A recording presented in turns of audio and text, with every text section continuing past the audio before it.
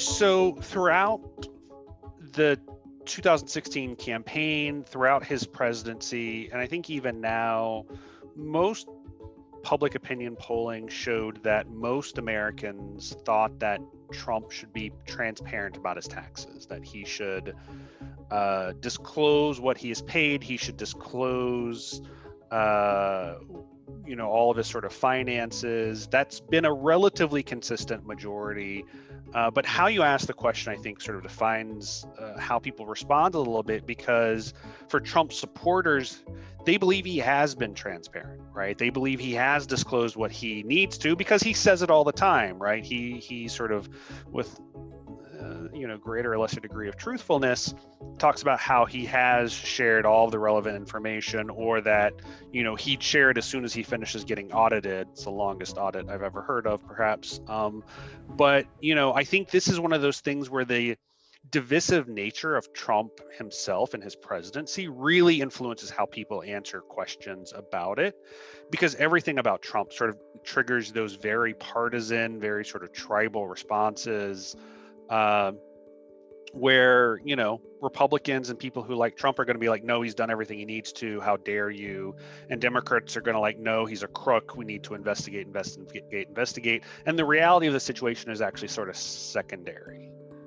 Now, if you do take the issue and you sort of remove it from Trump, right, remove it from the actual specifics of that individual and just how polarizing he is, we see large majorities, super majorities of Americans supportive of the idea that public figures are transparent about their finances, and that there should be essentially sort of a system where things are fair, that people pay their fair share in taxes, and that the wealthy or the super wealthy aren't able to sort of get away with loopholes to reduce their tax burden.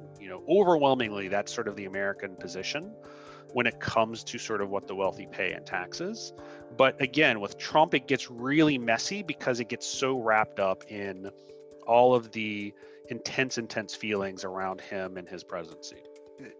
Taxes and taxation policy is one of those areas where public opinion survey questions and the wording of questions and sort of the context of the questions are really, really important, because it's an issue where nobody likes to pay taxes, right? It's not something anyone wants to do, but it's something that most Americans recognize is important and has value and are willing to do their part because they realize it's necessary to support the functioning of the country, right? But if you just ask a question, do you support taxes, yes or no, a lot of people are going to say no, because nobody wants to pay taxes, right? Nobody wants to pay their money in, just as like and sort of the absence of any context. So that's one of those issues where it is really important to understand how it fits in with sort of a larger picture. And one of the other things that's become really clear in research around it is this idea with Americans, this sort of view for Americans that middle class, working class Americans are really sort of already paying their fair share, maybe even probably more than their fair share, and the wealthy, and particularly sort of the uber wealthy, are paying less than their share. We see this really repeated in a lot of research over the past 5 to 10 years, 10 or more years actually now, since the financial crisis. And it's a pretty consistent finding, right? And this has almost become, I think, part of the public zeitgeist, public imagination, is the idea that super wealthy people are not paying their fair share in taxes.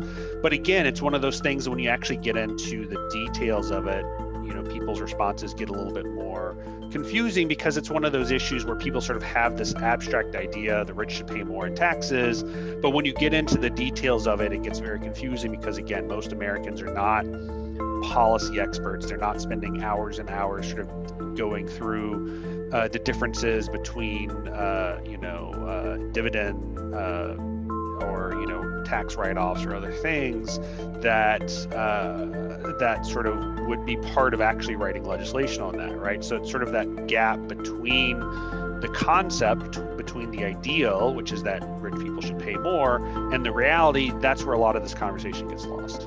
I think that opinions of Donald Trump are pretty fixed, and the last thing that has had a measurable impact on them was the assault on the Capitol on January 6th and Trump's response to that, which did drive his approval ratings down. He had approval ratings in the low to mid 40s throughout almost the entirety of his presidency, sort of despite everything that happened. Was remarkably resilient, considering even through most of the pandemic, his approval rating continued to be low to mid 40s. But after the assault on the Capitol, his approval ratings dropped into sort of the low to mid 30s, so dropped, somewhere between 5 and 10 percentage points.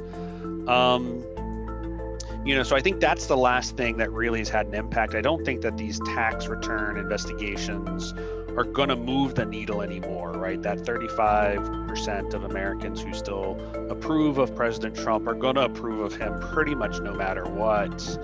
But what I do think it does is it would make potentially him or any of his family running for office in the next couple of years a little bit more difficult, particularly if they find anything that does look untoward.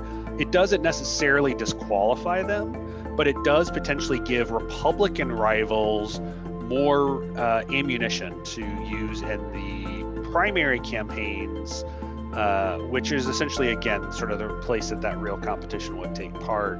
In the general election, partisanship would take over and be Republican versus Democrat, and it wouldn't really matter so much. But in the primaries, you could see it causing some damage. So I think that's potentially where it would happen. But again, it would really depend on what actually gets found, less on just sort of speculation.